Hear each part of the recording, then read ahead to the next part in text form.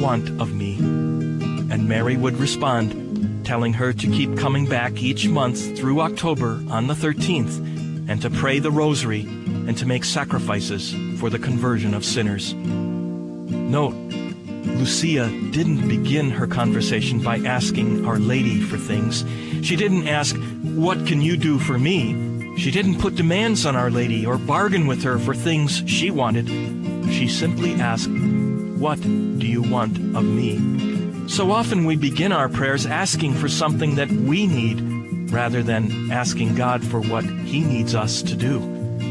I think that what made Lucia holy and put her on the fast track to be beatified, as her two cousins were, wasn't that she had a vision of Our Lady, but that she, like Mary, was ready to seek not her own will, but God's. Let's do the same. Sister Lucia made Bishop de Silva promise that, quote, the third secret would be open and read to the world upon her death or in 1960, whatever would happen first, end quote. In 1946, Sister Lucia was asked why it was necessary to wait until 1960, and she responded, quote, because the Blessed Virgin wishes it so, and, quote, it would become clear at that time. So what is the message that is contained in the real third secret of Fatima? The following are statements by people who have claimed to know the essence of what the message in the third secret really is.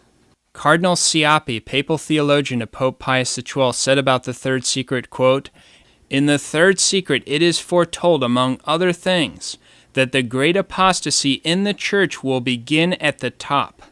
At the University of Vienna on September 10, 1984, the one-time Bishop of Fatima, Bishop Cosme do Admiral, gave the following answer to a question about the third secret, quote, its content concerns only our faith.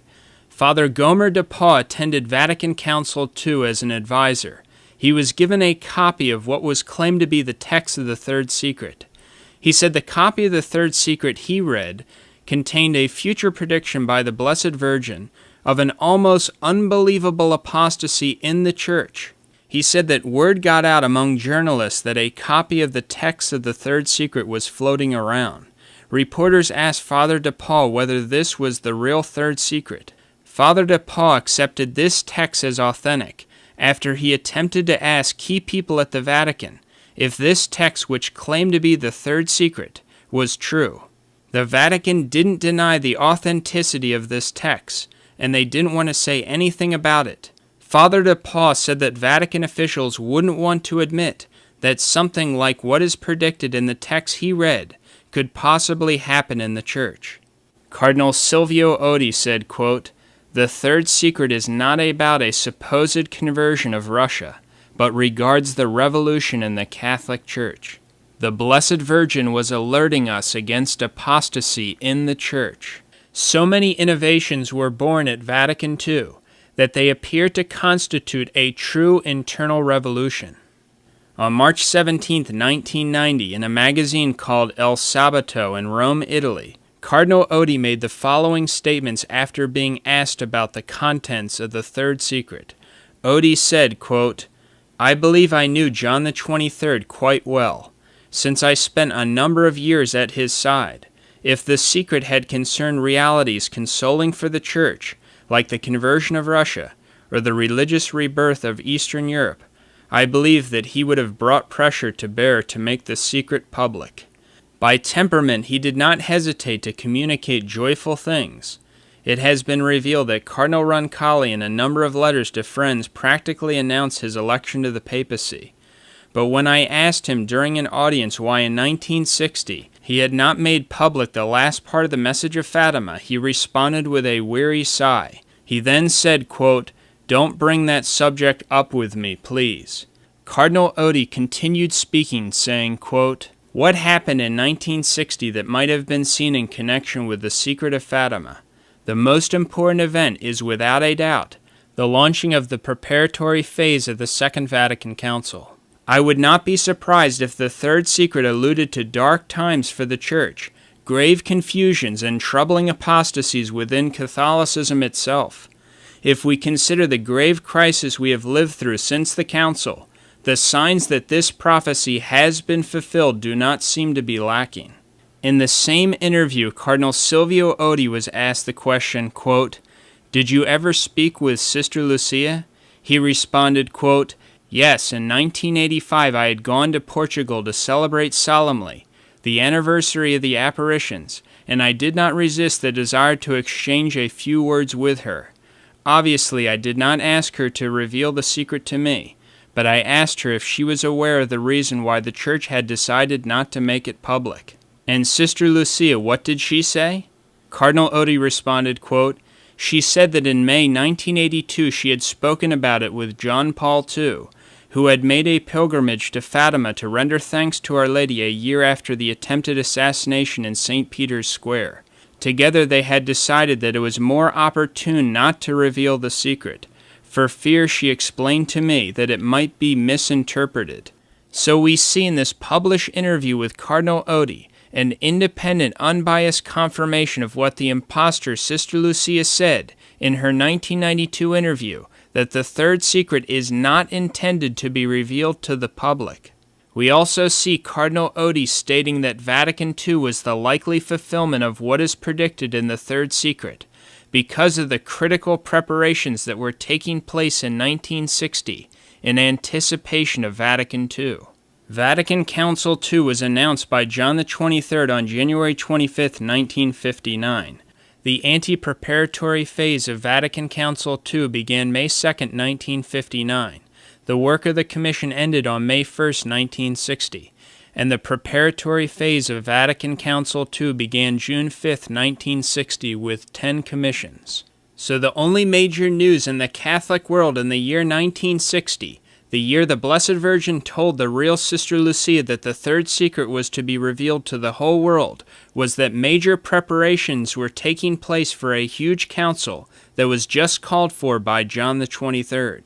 When John XXIII called Vatican II on January 25, 1959, it was the exact same month and day 21 years earlier that great lights were seen throughout Europe, which were the announcement that the punishments predicted in the second part of the secret were about to take place. So it was no accident that John XXIII called Vatican II on the same month and day, because it was the great announcement of the soon-to-be fulfilled great apostasy mentioned in the third secret. The Fatima secret is something that was written down by the person who received this secret information back in the 1930s and the 20s. And the person who wrote it down is still alive. Her name is Lucia, and she's a nun in Spain, in Coimbra. She's a Carmelite nun. And it's called the Third Secret, and it was sent over to the Pope, and according to the instructions that Lucia got, Sister Lucia got from the Blessed Virgin Mary, she says and claims, and we all accept it, it was the Pope of 1960 who was supposed to reveal the secret and follow out the instructions, do what it said. The Pope of 1960 was the good Pope John, the 23rd. He refused to do that. He refused to obey Our Lady. He refused the mandate of heaven. He refused to publish the secret, and he refused to do what it said. Mm. And consequently, we're in trouble. That's roughly the third secret. Now, what's the third secret? It's rather a dire document, ma'am. It's not pleasant reading at all. I'm under oath not to reveal the actual details of it because I read it. You read it? I read it. I can't break my oath in that matter, but it is not pleasant reading at all. Does this involve a chastisement? Yes. Several.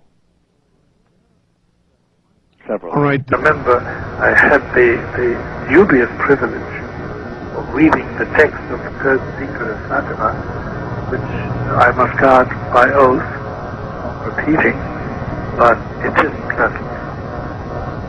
I have a whole stack of faxes here asking me to ask you about that, and you obviously cannot speak of that. Not factually, not word for word. I can't. I took a note. But it ain't pleasant. the less you know about it, the better, except that there is going to be a reckoning, and that nobody existing on the face of this earth will be exempt from knowing the power from on high. They will interpret it in different ways. That stands to reason. According to their beliefs. That's right, and their culture and their bias.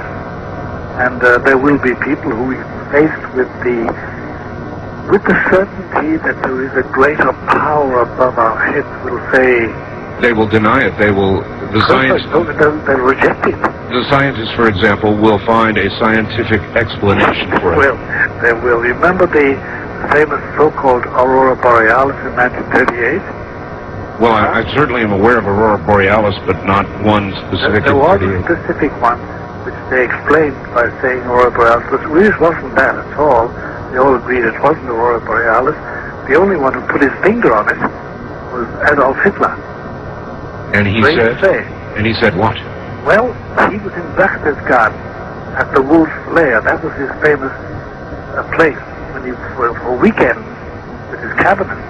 And Speer, Albert Speer, who was a member of his cabinet, his architect, tells us in his second book that night they all stood on the esplanade of his villa in the Bavarian mountains, looking out to the east and seeing these extraordinary sights of light. And Hitler said, "Yeah, son, now we have to shed blood. We didn't shed blood in taking the Tsar, we didn't shed blood in taking Czechoslovakia, but now we're going to shed blood." So he took that as a sign. Oh, he took it, and it was a sign. The Virgin who told the children in Fatima in 1917 about this sign, she told them it would take place just before the Great World War. She said it will be just before they start killing millions. Can you tell us in a way that we can read between the lines with regard to the third prophecy? Is there a timetable that you are aware of that cannot speak of that we can read between the lines on? Yes and no. There is it is not 200 years away. It is not 50 years away.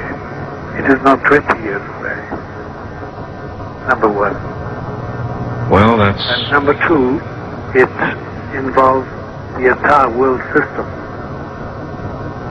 It's not merely one area, not merely one religion, not merely one race.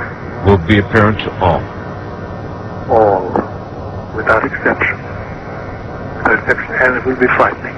Okay, well, I think I've asked as much as I want to. We talked some time ago about 3 days of darkness. You said it would be dangerous to be abroad, outside your home, or even inside your home. Yeah. Somebody is asking, what is the nature of the danger? Is it civil, natural, spiritual? It is spiritual. Spiritual. Spiritual, yes. That particular prophetic fact, excuse my diction, is based on a private revelation which churchmen have accepted, which the Roman churchmen have accepted, made in various places in the year 1846 in La Salette, France, and in Fatima, Portugal, in 1917, and then at various other places since then. And it concerns the arrival of a final chastisement or punishment from God to purify men and women and prepare them for entry into heaven. Not rapture-like, according to the normal one evangelical theory,